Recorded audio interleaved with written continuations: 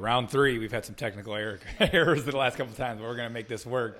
It'll be all good. And I think we share some similar paths on journeys and health, and different functional practitioners and Western medicine that we tried, and some outside of the box thinking around mineral balancing as well that we'll get into. But I want you to kind of share your background and your story of how you kind of got super sick and what led you into the space you're in now.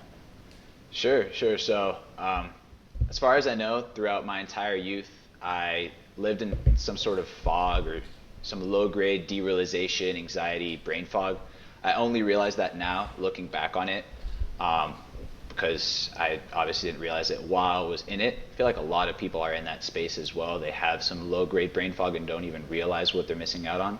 But, anyways, I was still moderately functional. I was still an athlete in high school. I still, got good enough grades to go off onto the path I had chosen for college up until 18 or 19, where I had some really severe emotional stress that kind of broke the dam, and all of a sudden I had dozens and dozens of symptoms. Like, my brain fog got so bad I couldn't even hold a normal conversation with people. Like, I would forget the last sentence that people said to me as I was speaking to them. My anxiety was so bad that I just had constant panic attacks 24/7. It felt like I literally wanted to jump out of my skin. Insomnia, my gut was completely destroyed, going to the bathroom once a week. I could only tolerate like 3 or 4 foods. Joint pain, fatigue had me sleeping like, I don't even know how many hours a day, 15, 16 hours a day. So I was real screwed up, right? Because I had some days I was just in bed all day, but then I couldn't actually go to sleep because I had insomnia other days. Yeah, real screwed up. And so I got debilitated. And when you're debilitated, at least I got obsessed with trying to heal, right? That's all I thought about. My mind completely got consumed with it. So I started with conventional medicine, very quickly found dead ends over there. They either told me it was all in my head, or they tried to give me pills. And then I started trying to explore the internet maze, which is so difficult to navigate. Just so many supplements and healers and conflicting opinions, and oh my God, so much money wasted, tens of thousands of dollars wasted. I tried all the trendy diets, like, I did ketogenic for a while. I was fasting for days at a time. I was doing one meal a day. I did veganism done right, of course. That was probably the worst out of the bunch. That made my health significantly worse. I got pale. I literally lost so much weight. Um, yeah. So I wasn't finding results with anything. And even if something seemed to push the needle for just a little bit, and I would be so excited about it that I'd tell everyone about it, I was right back to where I started very quickly, or even worse. So this feeling like I was spinning on a hamster wheel, quite frankly. And then I started getting into detoxification and parasite cleansing and all that stuff. And you know what? I thought it was the real deal. I still think it is the real deal, but there is just like, it needs to be approached properly, and I didn't approach it properly when I found out about it. So I got into chelation therapy, and that sent me to the moon, quite frankly. I was so derealized, so on a different planet, like dissociated when I was trying to do chelation therapy, that I had to stop right away. And it took me, I don't even know, like a year and a half to get myself stable again after that. I did parasite cleansing as well, which also gave me the same experience. The reason why is because parasite cleansing, quite frankly, is not well approached by 90% of practitioners. People thinking you have to just nuke all the parasites and that's the way to heal yourself, when really they play a sort of symbiotic role with all the toxins in our environment, kind of acting like a reservoir for them, which we could touch on a little bit later. But that screwed me up as well, right? And I remember I was at my wit's end. I was completely debilitated. I was even worse than when I started because of all the parasite cleansing and chelation done wrong, that I just got suicidal. I didn't really know what else to do. But I did get on my knees and I did pray. I did a spiritual discipline as well, where I was essentially praying regularly, just trying to find a solution because I didn't know what else to do anymore. And I remember at the end of that, I got invited randomly to a Zoom meeting, a bunch of healers, a bunch of people in the natural healing community. And there was this one dude I met who had this demeanor about him. The dude was grounded. The dude was mad funny. He was very witty, but he was also super, super, super compassionate. Like, he did not flinch when I was expressing like the depths of my darkness to the group, and said he just understood it and met me eye to eye. And so I knew he had been through it as well. And he told me about mineral balancing. And I was like, you know what? I have nothing to lose at this point. I'm just going to give it a shot. I got rid of all my supplements, and I just devoted myself fully to mineral balancing. And within 3 months, I was starting to be stable again. Within 6 months, I was able to work, regain my life, essentially regain my energy, my brain, all that. And then 2 years later, I decided to become a practitioner, just because of how much of an impact it had on my life. And it was just like the missing piece for my health journey. It just, all these other tools, there's different usefulness, different cases, and different situations to use them in. But mineral balancing as the foundation proved to be what got me through to the space where I am now, where, you know, I'm in the best health of my life. I feel like I have unlimited energy, insane mental clarity and focus, and I feel fantastic. So, yeah, that's about it. Yeah, awesome, brother. I totally agree. I think I try to warn people about them parasite cleanses, because I did some crazy advanced ones with Dr. Minkoff, and you had to time it with the life cycles of the parasites. So you had to like remember which days to take it and which days not to take it. And it's supposed to be based on when they're laying eggs and things like that. And honestly, I actually never seen a parasite in the toilet from that. And that was supposed to be like this most advanced thing ever. And I was taking a bunch of herbs and peptides and things at the same time. So I didn't really know what, I felt awful. I just didn't know like if I was killing parasites or if I was killing Lyme or what was going on. And I kind of go back and warn people, like, you know, them parasites are actually opportunistic, and they're there to feed on your dysfunction, mostly probably heavy metals. So what do you think happens to the heavy metals when you just kill the parasites? You're going to see the parasite in the toilet from this Symbiotica, Para X, or whatever kind of detox you're doing. And then I know some people who actually have taken the Para X and some other things have gotten worse, because even though they thought they were doing it right, took some binders and stuff, like if your body doesn't have the energy to actually eliminate the metals that are you moving around from killing that parasite, you can make things a lot worse. And he kind of gained a lot of weight and got depressed, and it was actually like a backfire, and I was the one that told him to not do that. And I've heard that time and time again. So I think every once in a while somebody's main issue might just be a couple parasites, and so you get these people who get great results. But the more toxic you are, the less able you are to handle something as extreme as that.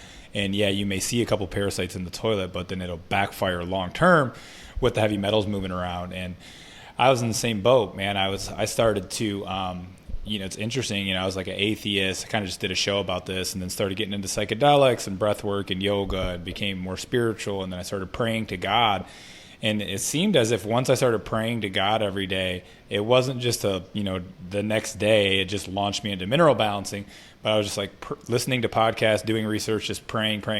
And then I heard that show with Matt Blackburn and Clark, and something inside of my soul just resonated. And then it was weird because I started talking about minerals with a buddy, and then he sent me Aaron's page. And so then I worked with Aaron, and then now I'm a practitioner and have the Valence company. But yeah, I think it seems to be the missing link. I honestly haven't heard anybody who's been able to push through it actually say they haven't got better. I mean, or have you kind of stumbled upon that, right? It seems like no matter the diagnosis, if you will push through it over time, you will get better on that program. On the mineral balancing program? Yeah. Absolutely. Yeah, absolutely. I mean, there is the aspect of instability, which I would love to touch on, because even though you will get better, I think there's a space for additional tools to allow one's person's journey to be a lot more smooth and not filled with constant healing reactions that can debilitate them and not allow them to live a high performing life. I think that's where the skill of the practitioner and the additional tools really comes into play. But briefly on the parasite thing, I mean, yeah, it should be an afterthought. Like, people are seeing on TikTok all this new parasite cleanse coming out, and then they see the photos, and it's shocking because that stuff is in people. People do have parasites, and it does come out if you approach it the right way. But If you see some studies, for example, like with whales, the more toxic the waters that the whales are in, generally the more parasites that they have. Helminths as well have been shown to be able to concentrate heavy metals in their bodies, right? Same thing with Candida. Candida can actually hold hundreds of times more mercury in their cell body than we can. And so it seems to be that there's a sort of symbiotic agreement struck that we allow these parasites in, and they act as like reservoirs for all the toxins and all the stuff that we can't necessarily process and deal with. But in exchange, they take our nutrients, our life force, they shit and piss on us every single day, quite frankly, and yet we can't necessarily attack them and try to kill them and get rid of them, because all they'll do is release all their payload, all the toxins they've been storing in us back into our system, and you have nightmarish detox reactions. So should always be an afterthought. Detox, quite frankly, and mineral balancing should be the forefront. And then if you do try to push them out, should always be methods that try to get them out whole, like coffee enemas. So yeah. Yeah, I agree. And, I honestly, we're not really doing any specific parasite cleanse. We're just kind of upregulating the overall cellular function of the body on mineral balancing. And I tell people, you don't need the extra parasite cleanse on top. Like, your body's going to release that whenever. You're just going to see them come out. And some people will say they've never seen a parasite come out either. And I think, it's kind of gross, but you do got to dig in there sometimes and go around if you kind of feel like you might have released one. So I'm like, if you don't want to do that, just know that they're probably coming out. And then some of them are microscopic as well. Like, they're always breeding and, birthing more. They are a living organism. So, they're microscopic. You got to dig through it. So you might not always see it unless you kind of want to get a little nasty and get in the toilet. Yeah. Well, a note on that too, on the microscopic things, both of us in our journeys, we explored Lyme disease. I was formally diagnosed. I had the bullseye rash as well. And trying all the different Lyme herbs, like the Buhner protocol and, liposomal cocktail and all this crazy, insane Lyme killing stuff only served to make me worse for the exact same reason. For example, if you actually see some of the research on aluminum acts as a growth factor for Lyme spirochetes. And until you actually detoxify the aluminum, your immune system's not going to properly be able to get rid of those pockets of Lyme spirochetes wherever they are. That principle applies pretty much to everything. Like, any place where there's heavy metals and pesticides and toxins stored and tucked away in your body is where your immune system can't access it properly. Even cancer cells usually at the core, you'll find different heavy metals in them, right? So it has a lot to do with the immune dysregulation around it and why our body can't bring balance to that area. Yeah, that is the one thing I like about mineral balancing is, you can take symptoms and previous diagnoses into consideration a little bit. But at the end of the day, if you might recommend a few herbs for a Lyme patient or something in the beginning, but overall, it doesn't really change the program. The program is based on the biochemistry and the hair tissue mineral analysis. We're not really going like, oh, you have this going on and that. And sometimes people are on hormones and stuff that you got to tell them that they're, you work with your doctor on lowering those and adjusting those over time. But for the most part, that's what I loved about it. Like, Aaron didn't really care that I had Lyme. He's like, here's your program. This is based on your chart, and you're going to push out some metals. And it's interesting you said that aluminum piece because, there's like a big body of research and people looking into like, do moms pass on Lyme disease to their children? And yeah, it probably makes sense that the Lyme's coming, but also the aluminum, right? The toxic metals are getting dumped into the baby. So now the baby has the metals the same as the mom, same burnout pattern. And then, now the baby is harboring the Lyme because it can't fight off the Lyme either because of the toxic dump that it probably got from mom. Yeah, I mean, actually, that was a part of my story. My mom had amalgam fillings her entire life, right? And she had all these symptoms and neurological stuff going on, right? And then it was passed down to me, quite frankly, and I had a similar symptom profile that developed early on. And when I actually saw mercury start coming out of my hair mineral analysis and copper and all that stuff is when I felt almost like I had shed this generational curse, quite frankly, for lack of a better word. But it's true. I mean, a lot of the toxin burden doesn't just come from the environment, even though we are in an osmotic gradient with the environment. The more toxic it is, generally the more toxic people are in general. This stuff is being passed down. So that's why people have lead burdens, right? Because earlier generations were exposed to so much lead in gasoline and paints, of course. And not just that, I mean, lead is still being used, for example, in airplane fuel, right? It's still being kind of everywhere. Yeah, for sure. I know I've seen your video about heavy metals and how they change your personality. You want to touch on that a little bit? Sure, sure. That's a real interesting one. And a classic example.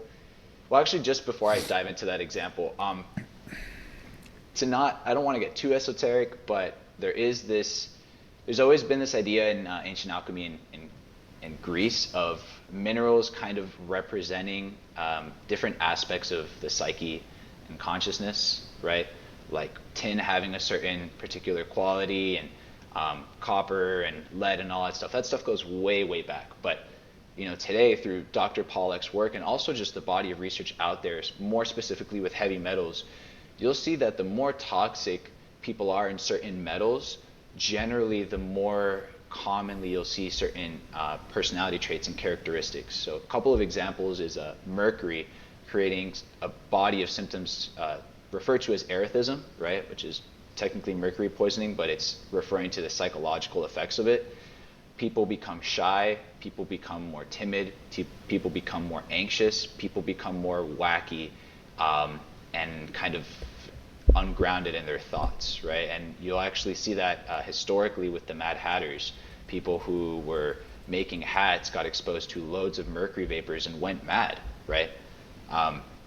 And it's very interesting to see how autism typically is correlated with high levels of mercury as well.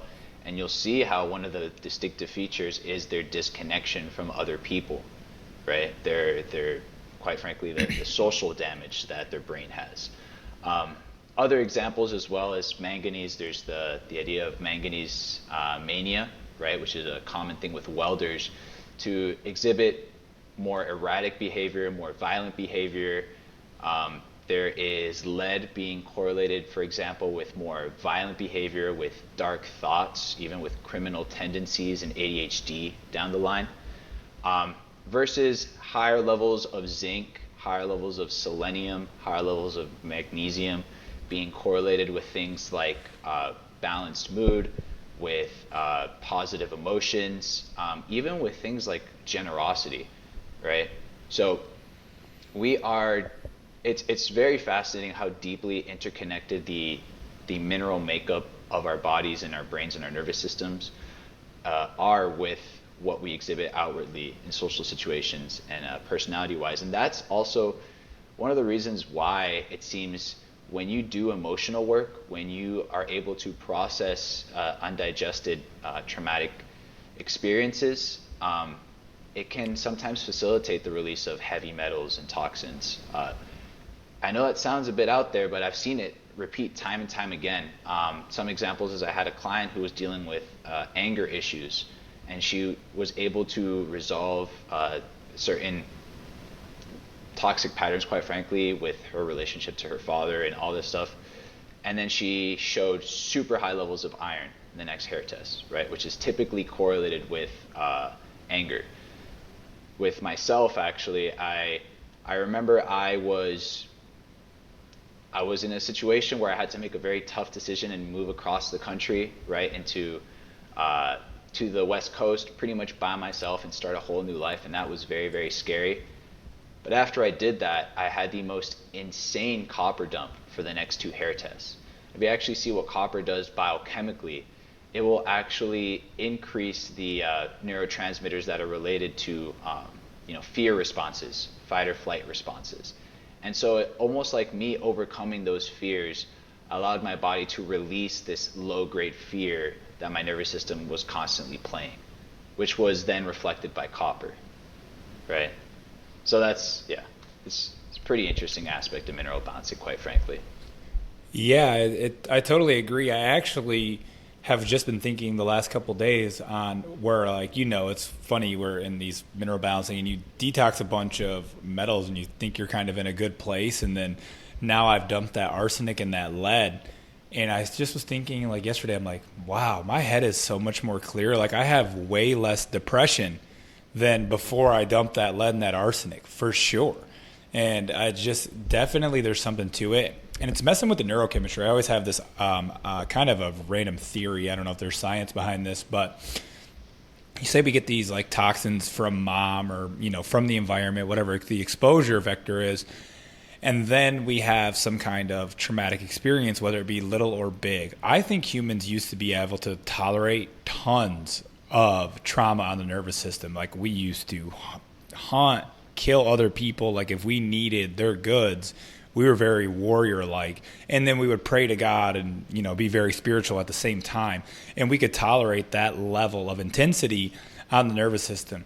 Well, now, if you have some kind of metal or something that's messing with the neurochemistry and you have just a micro trauma, someone cutting you off in traffic, something with family issues, well, since the neurochemistry can't actually process the event in real time, it gets stuck.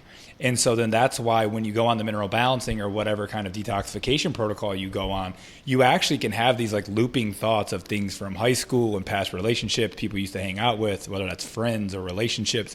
And it's like you never really process the breakups or the certain things. You'll have like weird instances of thoughts of like something that you did that was kind of rude to a person. And you're like, why am I even thinking about that? It's been like 15 years. So it shows me that since you had the toxins already in the system, you weren't actually able to process that event in the moment, and it's stuck in the tissues. And then it's not until you balance out that you can actually rethink those, and it's like a form of therapy. And so people don't realize like everything's like trauma in 2024. Well, everyone's toxic. So the reason that everything seems to be trauma and everyone gets so triggered and you can't really speak your truth or say things to people without really like damaging or hurting them or them really taking it serious is the fact that I think their nervous system's so strung out that they just can't even process a little bit of trauma. What do you think about that? I agree 100%. I experienced that personally with mineral balancing. I processed so much old stuff from, just like you said, high school, childhood as well, and just emotions that just didn't make sense for me to be experiencing in that moment. But once I released them, it felt like a weight had been taken off. And that just goes with, as you heal the brain and the nervous system and cleanse it, you just have higher awareness of your past and quite frankly get more of your ability to live life on your own terms and not repeat the same patterns just because of the little biochemical trigger points from all the toxicity from years and years and years and years and years of accumulation. But yeah, I mean, absolutely. There's a reason why we call it toxic behavior, right? Yeah, absolutely. So I want to dive into a little bit of these kind of additives that we have been chatting about for the past couple of weeks that you like on, because we have different binders that we like and things like that I've definitely been using. You like modified citrus pectin. So why don't you tell us like what that is and what your experience has been with clients using that? Sure. So modified citrus pectin, it's part of the fruit, right, that gets modified in a particular way. So modified citrus pectin to reduce its molecular weight and enhance its binding properties. It was originally studied for oncology just because it was producing fantastic results in reducing like rates of metastases and helping them improve prognosis for different types of cancers.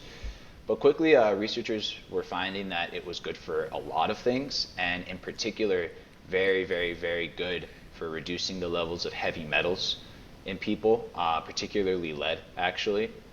There's a study with school children who were all lead poisoned, and they found that modified citrus pectin was able to reduce the blood lead levels by like 600%, right?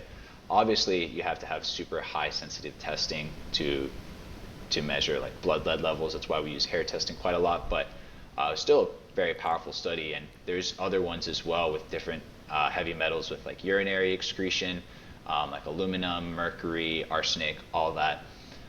But it's not just the binding properties that it has this ability to bind to heavy metals and form an inert compound that the body more easily excretes without causing all this oxidative stress on the way.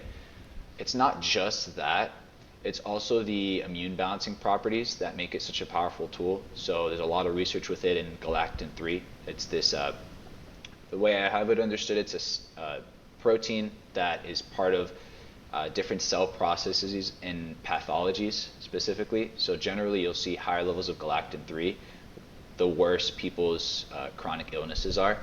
So, the worse their cancers are, the worse the heart disease is, the worse their autoimmunity is. Generally, you'll see higher levels of galactin-3.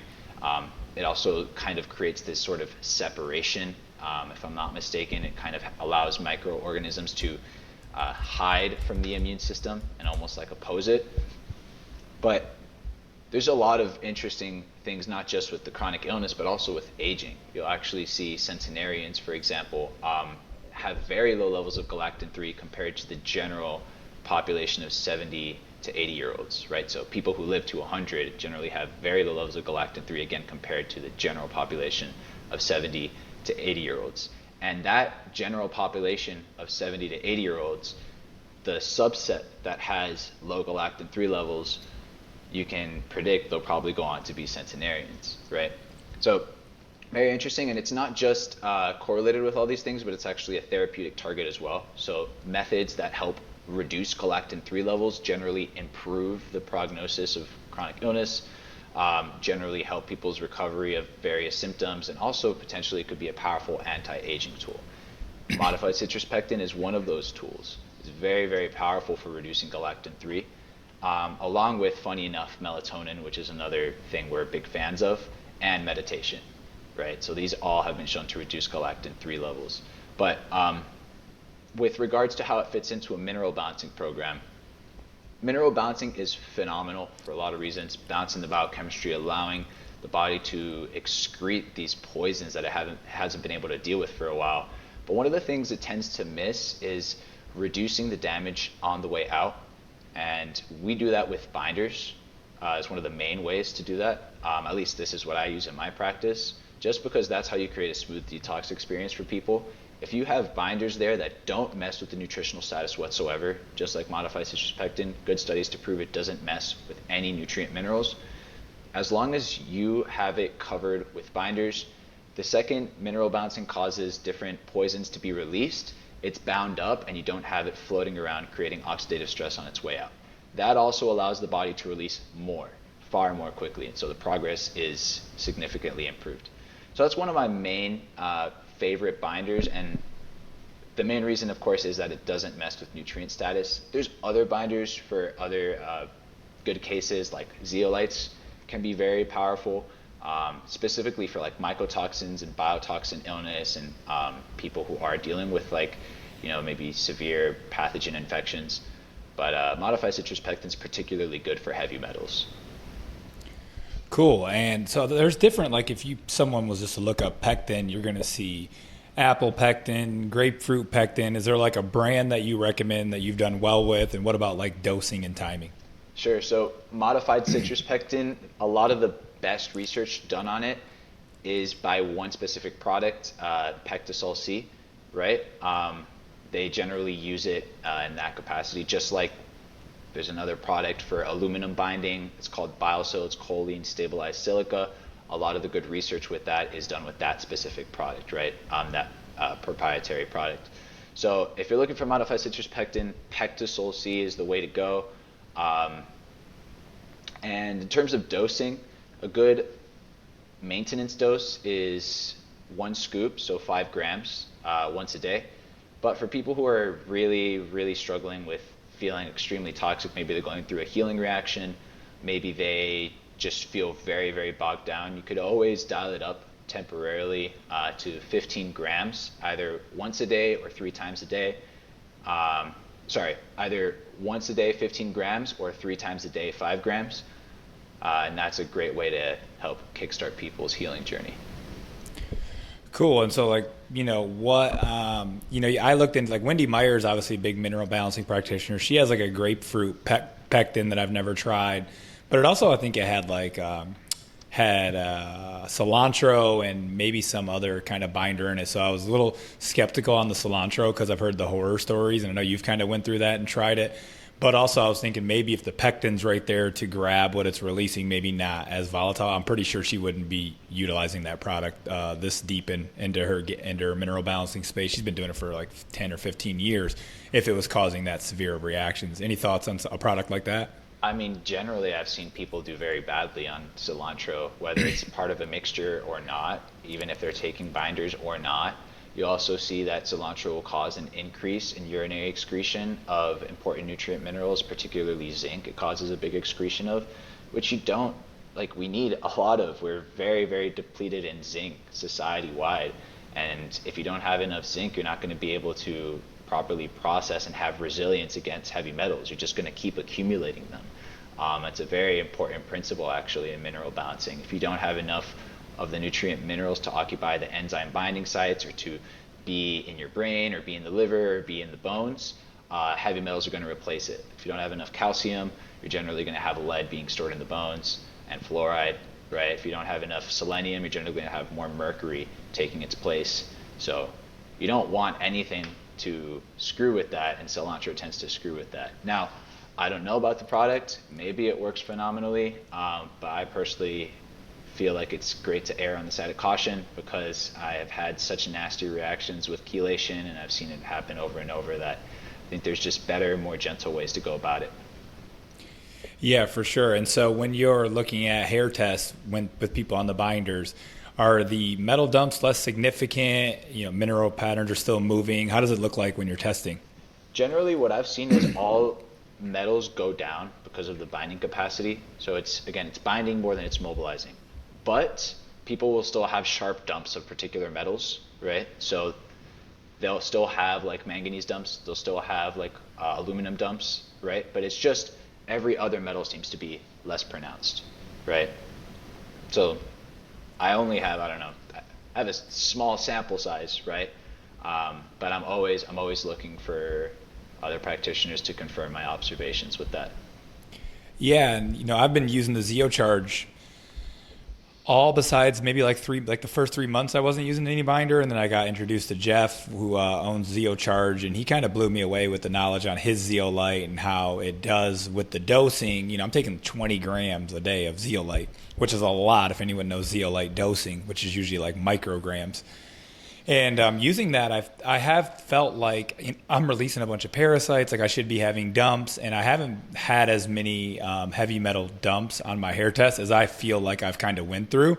So I do think there's a potential that you are pushing it out with the mineral balancing stuff, but then also when you're catching it and binding like that, it's actually going out through the feces.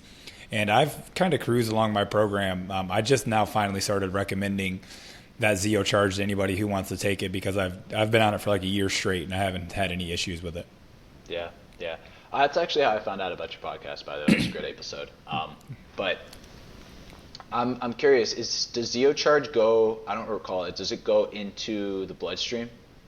Yeah, as far as he says, if you're doing a super low dose, most likely not, right? Because you have to think about these nanos and these super low doses. For it to get to the brain, it would have to go through the digestive tract, pass all of those toxins, go through the blood, pass up all of those toxins, and then get to the brain. And he doesn't really think that, such a small dose is really going to do that. I mean, maybe if something's pushing it out of the brain, some other protocol, and then the zeolite's on top. But with his dose being so high, it's going to mop up everything in the gut and then also get to the bloodstream. And he actually doesn't think it's necessary to get to the brain. Like the body will let go of the metals in the brain when it feels comfortable. He just thinks you need it circulating within the gut and then like the bloodstream. And also there's other things that I like zeolite for that I think when we're a little bit more chronically ill that we're not addressing. And it's like metabolic waste processes, right? Like ammonia, things like that you can't clear. And zeolite's really good at grabbing up some stuff like that you're going to have a lot of that floating around as you're killing off things, and your body's really not just has the energy to clear toxins, better yet, just the metabolic waste processes. So I like it for that, and I've felt really good. And I just actually switched my dose. I was doing the entire dose before bed because I felt like that's when you're most parasympathetic. That's when you're sleeping. You're doing more of your detox. But I talked to Jeff, and he's like, well, maybe with mineral balancing, since you're kind of pushing throughout the day with each dose, maybe split it up. And so now I'm doing 2 scoops like an hour after breakfast and then 2 scoops before bed. And I actually feel better because I think the zeolite's in the system in the daytime for those first 2 doses. And then, a couple hours after dinner, you do your other dose.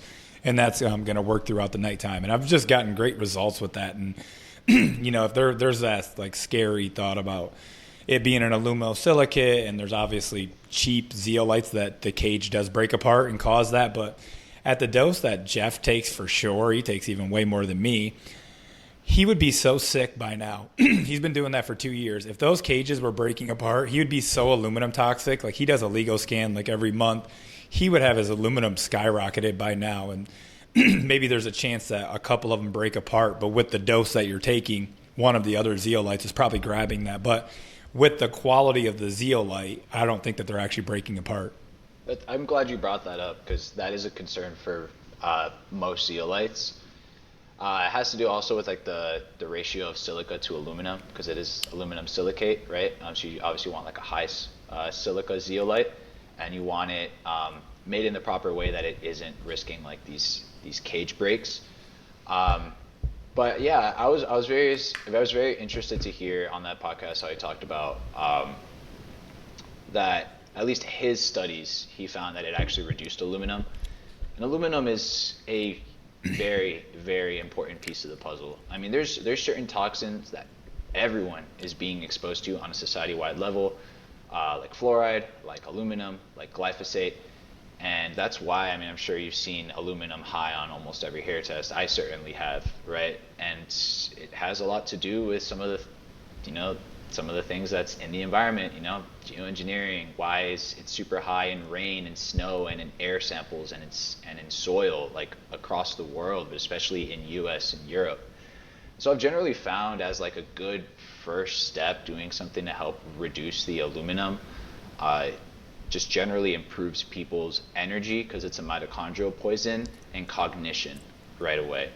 And a high quality zeolite can do that, although I only know that ZeoBind is a very good one. ZeoCharge I haven't tried it personally, but if it helps reduce aluminum, totally with it. Modified citrus pectin is a good aluminum binder. But one thing, just like I mentioned a little bit earlier, is a tool I really, really like is BioSil for aluminum detoxification. It is a form of silica that is stabilized by choline, essentially makes it liposomal. And it is a phenomenal aluminum binder. So freaking good, the impact it has on people's cognition. Because aluminum, if you see the research on it, is tightly related to Alzheimer's and other neurodegenerative diseases, right? So very important. Even with brains of autistic kids, you'll actually see that they have off the charts aluminum compared to neurologically healthy kids. For sure. And so what brand is making that silica product? BioSil is the company? Yeah. Okay. So they do a lot of their clinical research as well. But even if you look at, there's so many other ways to get silica as well. And there's a lot of good research to back it up. Even drinking high silica water, like Acillus is a good brand, is a fantastic way to help reduce people's aluminum burden. There's other studies done with horsetail extract, high silica extract, or bamboo extract, being a great way to increase aluminum excretion. And yeah, that's a fantastic first step for a lot of reasons. That's one of the main reasons that I had Aaron do the bamboo extract in our CalMac Fusion, because it's such a potent, it's a clean filler. It's got a lot of great properties, but then also you're going to get that extra silica in there. So I think if we use that in most of like our fillers, like there's obviously leucine, there's NuFlow.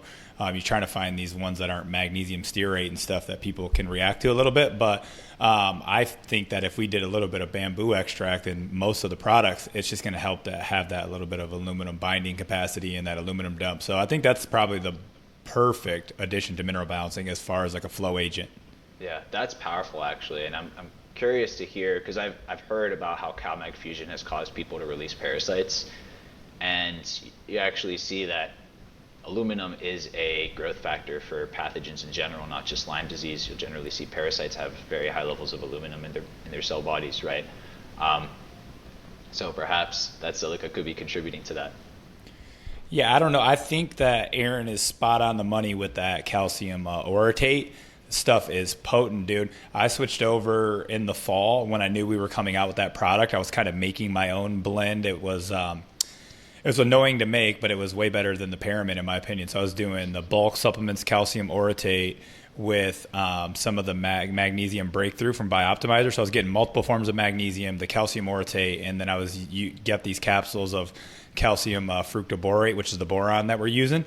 And so it was kind of like a makeshift of it wasn't exactly what we were putting out, but it was similar. And when I switched over to that, I released parasites almost every day for like 2 weeks. So I had a feeling when people switched to CalMag Fusion, they were going to experience something. And I don't know if it's the calcium orotate, the mixture with the magnesium orotate and that specific type of boron that we're using. That's like a natural version.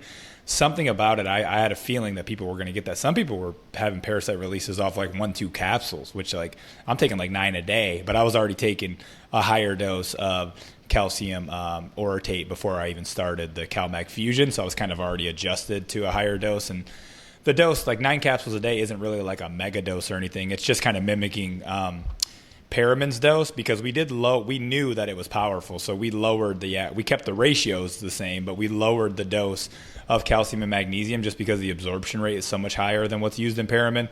But I think if people can build up to that CalMag Fusion, they'll change the game on mineral balancing. It's my favorite product we have out. Powerful. I can't wait to try it. It's just been freaking sold out.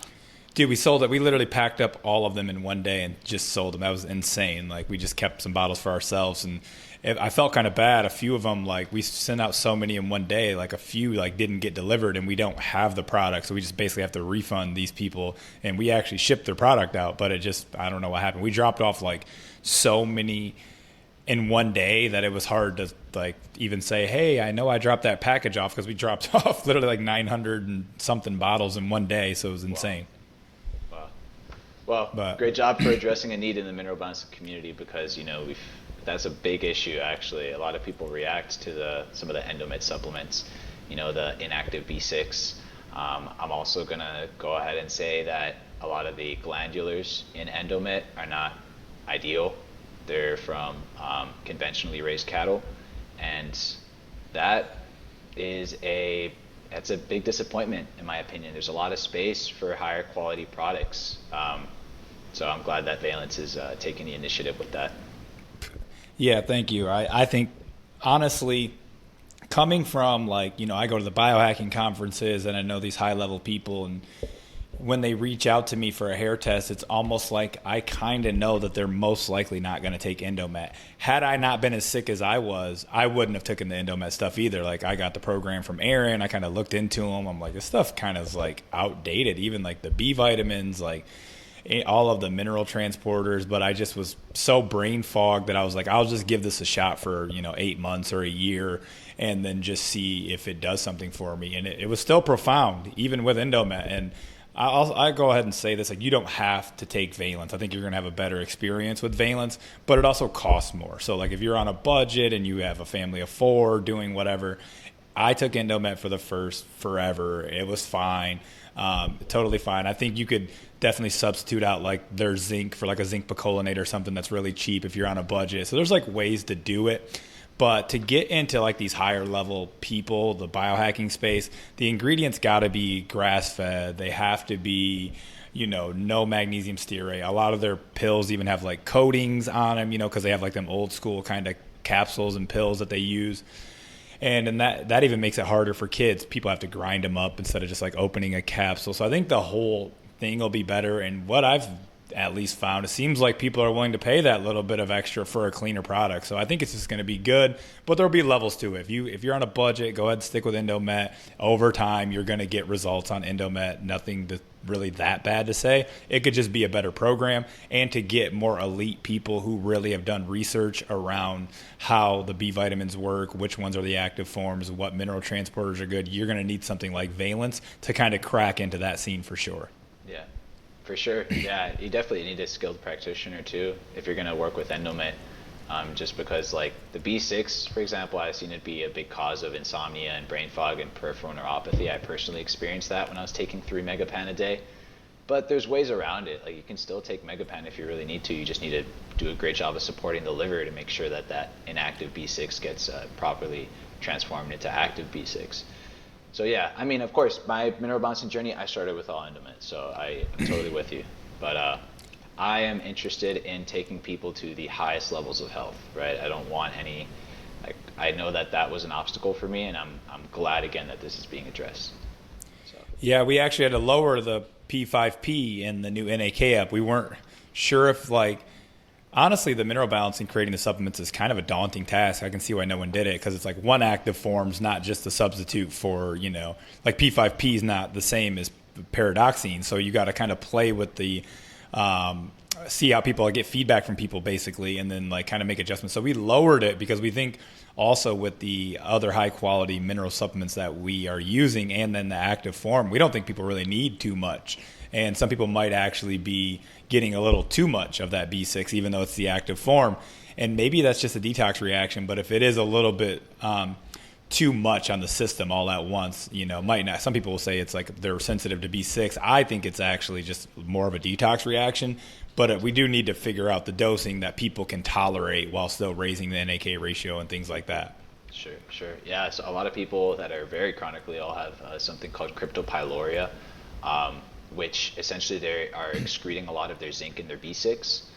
And so they become extremely metal toxic. And the second you give them high quality B6 or zinc, they just start pouring stuff out, and it's pretty unpleasant. So I would be there with you on that. It's probably a detox reaction. Yeah, I think it's mostly a detox reaction, especially because even the P5P is also going to help you retain magnesium, which is also shuttling out quite a few metals once your magnesium status goes up. And I've seen the NAK up boost up people's magnesium as well by a couple milligram% on a retest as well. So I think it's mostly a detox, but we don't want it to be too severe. We want it to be more high quality, cleaner, but also a little bit tolerable, and if you don't need the magnesium to shoot up in one hair test, like it can take some time. So we're working with that, and it's cool. It'll be a good move moving forward. One subject I wanted to get onto, we'll get off of valence. I've talked enough about valence. People can figure that out.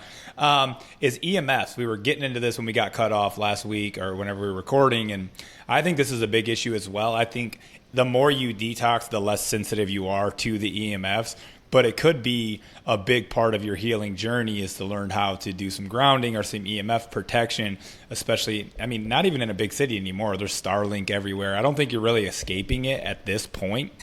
So you have to figure out some ways to get around a lot of EMF exposure if you are in a very chronic state. And the more you detox, the less neurotic I feel like you can get about everything. The EMFs, the poisons in food, going out to eat. But in the beginning, this may be critical for you. So what are some of your favorite ways to kind of block EMF, dirty electricity, and things like that? Yeah, so briefly on electromagnetic fields and these Wi-Fi, cell phone communications and all that stuff, there's so much research to support the pathological effects has on the nervous system, on dysregulating the immune system, causing our immune system to go blind to certain pathogens, essentially, for trapping heavy metals within the cells and not allowing us to excrete it as effectively. So this is actually a critical point, and people can do a lot of healing just by remediating their sleep location and reducing their day-to-day exposure, because it is cumulative. But yeah, great point also on the heavy metals, right?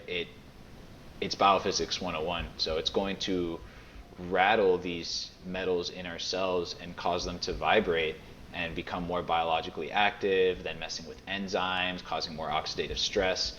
And so, yeah, I experienced that as well. I was super electromagnetic sensitive when I started my healing journey, and as I detoxified and removed these heavy metals from my system, I found that I could tolerate being around Wi-Fi again, and being around electronics again, when before I couldn't even work on my laptop from how much it would give me brain fog. So there's some good simple solutions. I know it can be a little bit of a daunting thing for some people, because yes, we are inundated with it. But the first principle is that the most critical time to remediate electromagnetic fields is when you're sleeping, because we need that brain renewal process at night to work properly. The glymphatic system, which is where essentially our brain shrinks in size and we have cerebral spinal fluid wash through it and clean out metabolic waste products, heavy metals, bring in nutrition. That's literally how our brain renews itself every single night. And we know that electromagnetic fields deplete melatonin, damage pineal gland function, and we need both of those things to properly activate that glymphatic system. So protecting it at night is critical. That is one of the easiest ways to boost your cognition and your brain function. And so simple ways is you just turn off your Wi-Fi at night, right? These these routers are grossly overpowered. I mean, you have a cell phone tower essentially in your house, and with things like a signal tamer as well, which you can get at lessemf.com, you can block out like 95% of the electromagnetic radiation coming from the Wi-Fi and still have a very fast working, powerful signal just working 8 feet away from it. So best thing to do, turn it off at night. You can get a timer on Amazon as well to just have it auto turn off. Another great step is to get that signal tamer, like I mentioned. You can also get an electromagnetic radiation meter. There's the Acousticom 2.0, there's the Safe and Sound 2 or 3 as well. Just simple ways of testing and assessing how much you're actually being exposed to in your household. So that's generally like the thing you want to start with. You also don't want your cell phone in your bedroom, because cell phones, they do emit a lot of electromagnetic fields. So it's best to just have it on airplane mode, keep it out of your bedroom, because you want to make that a sleep sanctuary. Other good tips is using a circuit breaker, turning off the electricity to your room at night, because another source of electromagnetic radiation is what's called dirty electricity, or just what comes off the household wiring. There's a lot of unusable forms that float around, and there's some good research, for example, in schools, how it contributes to kids' ADHD, and also contributes to, there's another study I think with like multiple sclerosis, that they found remediating dirty electricity significantly improved patient outcome. So again, turn the electricity off to your room at night, very simple way. You can also remediate it across the entire house with something known as a Stetzer filters, right? Or Stetzerizer filters. They essentially will take these inusable forms. So again, dirty electricity is these different forms of electricity flowing through the household wiring that can't necessarily be used by certain appliances. It's just like when you have a adapter for your laptop that takes the current coming from the wall and then transfers it into a different voltage and then sends it to your computer. But then that spits it back out into the household wiring, and that becomes dirty electricity that can't be used by other appliances, right? So dirty electricity can be remediated by these Stetzer filters. It'll actually take those forms and transfer them back into a form that's usable. And so you actually can save money on your electricity bill as well. Even though they're a bit of an investment up front, you do save money on your electricity bill, and they have a little meter that you can test what's actually coming off the household wiring. So that's a very powerful tool as well. And then, so those are like the foundational stuff. I think that goes a long way. Now, other things to consider is, in order to strengthen our own protective mechanisms, we need to be grounding regularly, right? So we need to have our feet out on the bare earth. We need to be freaking hugging trees if you really want, but it's just because from a biophysics perspective, we are restoring the voltage to our cells and increasing the free electrons that we have. And Wi-Fi has been shown to steal those electrons from us, right? And so if we don't have that that protective charge, essentially, then we become a lot more vulnerable. So yeah, that's a powerful way. Although when you do ground, and the best way to ground, by the way, is to be out in the beach, right at that point between the sea and the sands. That's like the highest amount of electrons you can get just walking through that little point. When you do ground, you want your cell phone either off you or on airplane mode. And that also goes for if you're trying to ground in the city. Generally not the best idea, just because you can become a grounding rod for the electromagnetic fields in the environment. So if you have 20 Wi-Fi routers around you and you try to ground, then it'll all just go through you down into the earth, and that can have questionable effects on our health, right? So those are the basic ways to stay protected. Some people need more intense methods, but generally that'll work for 95% of people. Now, some things that people can actually do to help protect themselves internally, right, and strengthen that the antioxidant capacity to help deal with the stress of the electromagnetic fields. One of my favorite tools is melatonin. Again, I'm a big fan of it, but there's great research on it being essentially a protective shield in some ways from excess electromagnetic radiation. I know that when I was sleeping in an apartment that was not ideal with the electromagnetic fields, after testing it, and there was not much I could do because I had 20 Wi-Fi routers around me, taking melatonin regularly actually helped me reduce that inflammation quite a lot I was feeling from when I moved in there. So that's a powerful tool to consider. Other things people can do, rosemary extract has been shown to provide some internal protection as well. But yeah, I think those two tools go a long way. Yeah, I want to get into melatonin in a little bit. We'll do a little bit of a deep dive on that. But there's a couple of things that I like that are all the stuff you said is great. And I have green wave, dirty electricity filters. I never actually paid attention to the electricity bill. Maybe it is going. I only have a couple, so I need to have more because I have a little bit of a bigger place. But so I should probably buy like 4 or 5 more and see what that does. But I like some of these new technologies as well. If people don't want to, you should always turn your Wi-Fi router off for sure. But some technologies that I use to kind of live a little bit more or less neurotic with it is, one is quantum upgrade. I'm not sure if you looked into this. It's the Lila Q stuff, but it's kind of woo-woo and esoteric. I have a whole show on it if anybody wants to check that out with Philip. And it's basically, they have a lot of good research on their Lila quantum block and their quantum upgrade service, like blocking EMFs and boosting ATP and blood flow. So I have that on me at all times because I know that I'm always going to be out, and I live in a big city, Tampa, where there's a lot of EMF. And so that's basically like a frequency device that will not really block EMFs, but help you better, tolerate EMFs. Also, I like Blue Shield. I'm not sure if you looked into this, but I have a Blue Shield in the house. And same kind of thing. It sends scalar waves that your body detects that helps you better mitigate the EMF. So there's things that you can do where you don't have to be so crazy about it, where you just plug it in the wall, or you pay monthly for the quantum upgrade, or buy one of their blocks, and you're kind of battling frequency with frequency. So you're kind of fighting fire with fire. You're like, all right, we know we can't get away from the electromagnetic fields. How do we use frequencies to better block that? And then another one I like is Ultimate Longevity Grounding Mat. I actually have one on my feet right now.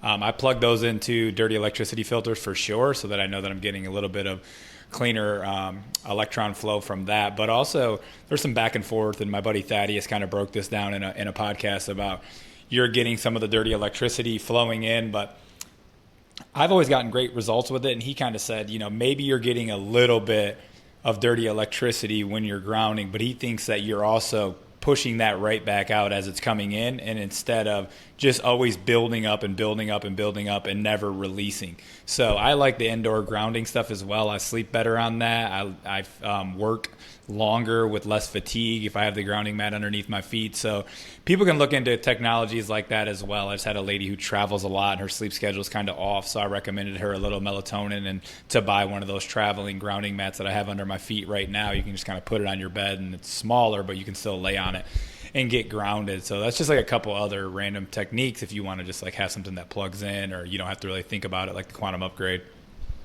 Powerful stuff. Yeah. Cool. One thing I want to get into before melatonin as well is, I think this is a big issue. I actually hit you up because it's funny. I listened to your show with Lewis, and you guys were touching on this. And then literally like a week later, one of my clients hit me up and said that their mast cell activation syndrome was kind of going off. And so I recommended him a few of the products that you recommended to me, although I had never taken them. I basically told him, I said, I haven't taken these, but I know a practitioner who gets good results. So why don't you break down what mast cell activation syndrome is, and then what are like the products and tools you use if someone is having a flare-up of that on the program? Sure. Well, mast cell activation, people who are deep in the natural health world know all about it, but it is an important part of people who are very sensitive, or people who have been dealing with chronic illness for a long time, or have a lot of brain fog, or have a lot of reactions to chemicals or environmental stuff or foods or just people who are reacting to things in their environment quite a lot. Generally, mast cell activation is an important part of their picture. And this is just a part of the immune system that, when in balance, it serves its role phenomenally, but in our modern world has become very commonly out of balance, and it'll release a lot of histamine, and this will lead to different downstream effects, like brain fog, hives, allergies, all the stuff I mentioned. The triggers for mast cell activation, the root causes of it, are the same things we really work on when we're working on the program. So the heavy metals, the pesticides, the pathogens will contribute to that as well. But it is a great thing to consider along the way to help reduce the symptoms that people are experiencing. So it's a smoother journey, and people can detoxify more easily, because if you have someone with mast cell activation and they're really struggling and they start releasing just a little bit of mercury, oh my God, their immune system flares up like crazy. They have terrible reactions, and then their body just starts releasing it out as a trickle. Versus when you do proper support of it with mast cell stabilizers, generally they're going to be able to tolerate, maybe more of like a stream of mercury coming out instead of a trickle. It's huge, again, for stabilizing you when you have because it was a big issue for me, and one of the reasons why I was finding I couldn't tolerate any supplements at first.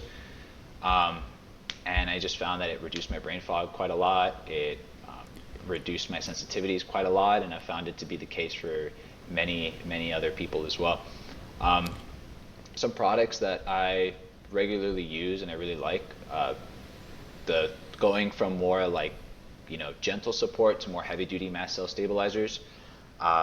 Holy basil leaf is a good mast cell stabilizer. That's like the gentle supportive stuff I might recommend. It also has some great anti-anxiety effects, so that can be a great tool. Then quercetin, luteolin, rutin, those are the more popular mast cell stabilizers. They're bioflavonoids found in like either fruits or vegetables, and they will help reduce neuroinflammation quite well, but also again stabilize those mast cells, which is what we're after. Melatonin, interestingly, is also a mast cell stabilizer, so that can be pretty powerful for that usage. And then other products I like, Histaid by Quicksilver is a liposomal, so a nano-emulsified version of some of these mast cell stabilizers, massively boosting their absorption. Quercetin, for example, doesn't have necessarily the best absorption orally, although it does have okay. But when you have it in a liposomal form, you can have a lot better results. So that's a very powerful way, more specifically for brain-related stuff. And then the most heavy-duty, you're talking about things like Neuroprotect, and because Neuroprotect has all these things, and like olive promise oil and a bunch of other stuff, right?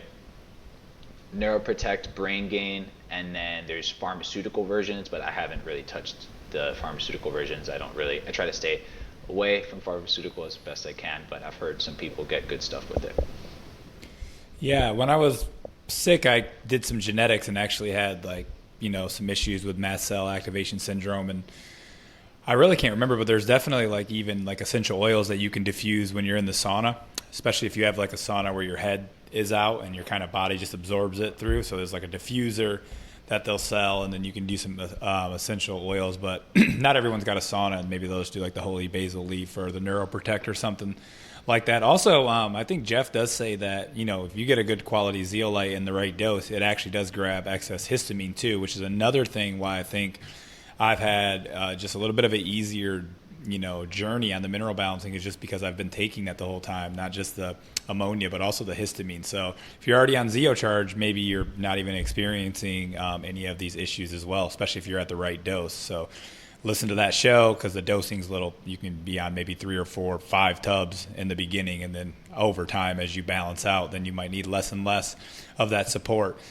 But all right, cool, because I think there's a lot of people who do get genetics read like I do, or go to a functional practitioner and they're telling them that they have mast cell, and they do. And when you're moving around the metals, it's going to flare up even more. So, I always got to tell people, the symptoms that you maybe have pushed down, or you've kind of targeted with cutting out foods and things like that. Well, once you start moving around the metals, even if you're still not eating those foods or your diet's really clean, you might have a reactivation of that. And I do think that there is room for just some simple supplements that aren't going to affect the mineral balancing program. Just say just simple like holy basil leaf or something like that. So I'm glad you touched on that. And for the last part of the show, I definitely want to dive into melatonin. I've had Dr. John Lawrence on the show. He's a big melatonin guy, cures or heals, whatever. I don't know what word you're supposed to say on podcasts anymore without getting censored. But he definitely with, Lyme, Crohn's. I mean, you can talk to him. I've met the guy personally probably like 4 or 5 times. And like his go-tos are methylene blue and melatonin. And then he has NAD suppositories, and he has a lot of other products as well. He's got a butyrate suppository, which I've never tried, but I love his NAD. I still take his NAD suppositories once a week because I do think NAD does get stolen the more toxic that we are. And you may not need to do that forever, but getting in a little boost of NAD once a week is probably a good idea. And you can find other capsules on the market as well. I just kind of like the suppository delivery, especially because I already do enemas and stuff, so I don't really care about the backdoor delivery. Once you get super sick, you kind of get over that. You're like, I'm doing enemas, I'm doing rectal ozone. You're kind of like, if that's the best way to heal me, I'll do it. But melatonin is like one of his favorites, and he's got a book that's amazing on it called, I think it's Melatonin, the Miracle Molecule or something like that, but you guys can definitely find that on Kindle or online if you want a deeper dive of melatonin or listen to my show. But what has your experience been with melatonin? Melatonin is, I'm a huge fan of it. But to give a little preface as to why it's even so important in our world today, we are essentially in a subclinical melatonin deficiency society-wide because there's so many things that impact people's melatonin production, specifically the blue light, the technology, the electromagnetic fields, even just the power lines and the cell phone communications have been shown to disrupt the pineal gland's function, suppress it, and cause it to release less melatonin. And so it is so important. There's other things as well, actually, I do want to touch on briefly, like aluminum and glyphosate. There's one of the most fascinating papers I've ever read is by Dr. Stephanie Seneff. It is titled Aluminum and Glyphosate Can Synergistically Induce Pineal Gland Dysfunction. It is unbelievable what these two toxins that are, glyphosate, for example, is found in 80% of urine, and aluminum in every hair test. And these two will actually combine and form a compound that has not been seen anywhere in nature, right? And it'll cause glyphosate to chelate this aluminum and actually transfer it all the way through the gut into the brain, right at the pineal gland, where it disrupts sulfate production and then damages our melatonin production. So pretty crazy stuff. That's why I've seen people, supporting glyphosate elimination with things like glycine, or doing some of the aluminum detox stuff I mentioned earlier, actually getting way better sleep and more vivid dreams, right? But to kind of take a step back, you can actually supplement melatonin. And supplementing melatonin can have incredible effects in pretty much helping our body do what it's been wanting to do, but it's been being blocked by the environment. So you'll see some of the research on it. There's hundreds and hundreds of paper on it, chelating and mobilizing and also reducing the damage of all the major toxins that we are concerned of, right? So aluminum, mercury, lead, glyphosate. It's been shown to help protect against fluoride, actually, the supplement of it. It's so powerful for actually mobilizing and also making it more of a smooth exit than you might see with any chelator. Because again, it's a very powerful, probably one of the most powerful antioxidants in our body as well, protecting against the damage that these toxins produce, and also metabolic waste, reactive oxygen species, just from day-to-day stress, right? So melatonin can be so freaking powerful for that. Actually helping also increase our stress tolerance in general. I've certainly seen in my own experience that when I'm taking melatonin regularly, my stress tolerance is through the roof. I could have craziest stuff going on in my life and I just don't seem to be affected, right? And my heart rate variability will be fantastic, even though it seems like everything can be like a hurricane around me at times, right? And melatonin, probably for specific uses, I really like it for supporting brain detoxification. I use liposomal melatonin for that because it seems to get more easily absorbed into the brain. I haven't been able to find much research on oral melatonin actually getting like how much it gets into the brain or not, but I know that Dr. Klinghardt does say that liposomal melatonin gets into the brain far better. Same thing with suppository form melatonin gets into the brain far better. So it's a very powerful neurological healing agent. It's actually, again, it's a mast cell stabilizer. It's also an antiretroviral agent. This is a newer thing, but it's essentially, we have these endogenous retroviruses in people's DNA that seems to get unraveled due to the environmental stressors like the EMFs and the toxins and all that stuff, right? We're supposed to keep these endogenous retroviruses tucked away in our DNA through methylation and acetylation and other biological processes. But again, when we are having to deal with so many other things, they start to become unraveled, and what they'll do is they'll create immune dysfunction, immune dysregulation. So it seems to be a part of the mechanism as to like how these environmental stressors will cause us to lose control of the pathogens that we're being exposed to, like the Lyme, like the Candida, like the parasites and that kind of thing. So, antiretroviral work is something that I know Klinghardt does a lot in his practice. Judy Mikovits is one of the researchers who brought this up to the forefront. It's a very interesting topic to dive into, but for all intents and purposes, melatonin is just one of the most powerful antiretroviral agents as well, which can help people with severe chronic illness. I could go on and on of the use cases for it. I just freaking love the stuff, quite frankly. Yeah, I wish you had your hair. We're doing more hair tests when you said you weren't doing as many when you were just trying the melatonin and seeing, but you said you were feeling better. And, I am doing hair tests, and I'm shifting my program with the melatonin usage, and I want to see if it will cause any kind of crazy dramatic shifts in oxidation rates or shifts in the NAK ratio, or maybe keeps the NAK ratio too low. But, maybe with the NAK up, with the melatonin, maybe that's actually like the perfect combo, because you're keeping the NAK ratio going up as the melatonin may be reducing it. So you're kind of like having a balancing effect while detoxing. And so I don't know exactly how it'll work with the mineral ratios. I have this like intuitive feeling that it may even balance them out. Maybe it looks a little volatile in the beginning, but it has a, more of a balancing effect, because, if you get into the weeds with just the mineral balancing community, they're like, you balance the minerals, you release the toxins, and then over time the body does what it wants. And then you have the other group of people, maybe Jeff from ZeoCharge or Dr. John, who's talking about melatonin, and it's more like better out than in, right? Because the toxins themselves are actually disrupting the minerals so bad and causing stress on the nervous system, where you're depleting the magnesium, you're depleting the zinc.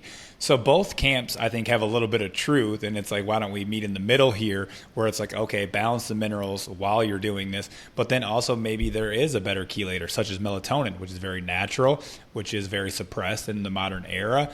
And people will think it's crazy when you tell them you take 100, 200 milligrams of melatonin, but you feel it in your brain. And I just did my most recent hair test, and I wasn't dabbling melatonin every single night, but I was starting to do like 50 to 100 milligrams like 2-3 times a week, and was just playing around with it. And I wasn't doing the liposomal before this hair test, but I was just doing the Mito Life stuff. And my lead shot up. My arsenic was already up, so it stayed up. And then my aluminum doubled, and my lead shot up for sure. So that could have just been the Valence products doing really good work. Or I think it's the melatonin, because the melatonin seems to get directly in the brain for sure. I know you've probably experienced this. It feels like when you're taking 100, 200 milligrams that it is, even when I take the Mito Life stuff, that's just the capsules. If I take 100, 150 milligrams of that, I feel it mostly in my brain. It feels like I'm like kind of sleeping. You're tossing and turning a little bit. You kind of feel it mostly getting, and then when you wake up, you can kind of feel rocked a little bit. So I definitely caution anybody, like, don't take 100, 200 milligrams tonight when you got work at 6 in the morning or whatever. You want to play around with it on the weekend or something, see what you can tolerate. But it definitely seems to get into the brain. And I do think you're right, because I just now, so I had done liposomal before and the suppository, but the dose is super high, and I think I just couldn't tolerate it. Like, I did it for 2 months straight at one point when I was really sick after diving into Dr. John Lawrence's work. And I just felt so wrecked for so long, where I was like, I can't keep doing this 225, 450 milligrams. I just can't even like function. And now that I've been mineral balancing for a while and I'm playing around with 50, 100, 150, and now playing with the ultra liposomal, he has a liquid form, which I like because then I can just use a syringe to dose it instead of taking the full suppository where you're automatically just going to get whatever dose is in there. So he has a liposomal liquid version. And I've been playing around with that, and it does seem that like 50 milligrams of that seems like 150 or 200 of like just say a regular melatonin. So there's definitely something to that ultra nano like liposomal for sure that's working a little bit better. And like we talked about, the Dr. John's is a time release formula, which I like because melatonin has a short half-life. So you're getting a little bit throughout the entire night, which I think helps sleep architecture and things like that. So that's a really good product because it also has magnolia bark, it has hemp extract, it has some other compounds in it that does make it a little bit more expensive than some of the other stuff, but not really. I kind of did the math on, say, something like Quicksilver and compared to Dr. John's, and for the dose, you're actually getting a lot more with Dr. John's because melatonin's not really that expensive. It's more so like packaging it in the bottle and, you know, doing all you shipping it and everything. So you actually get more milligrams for your money by using Dr. John's, even though it has magnolia bark and things like that. And there's been days where I only do take like 10 milligrams because with that syringe, you can just do a tiny amount and you can just do like 10 milligrams.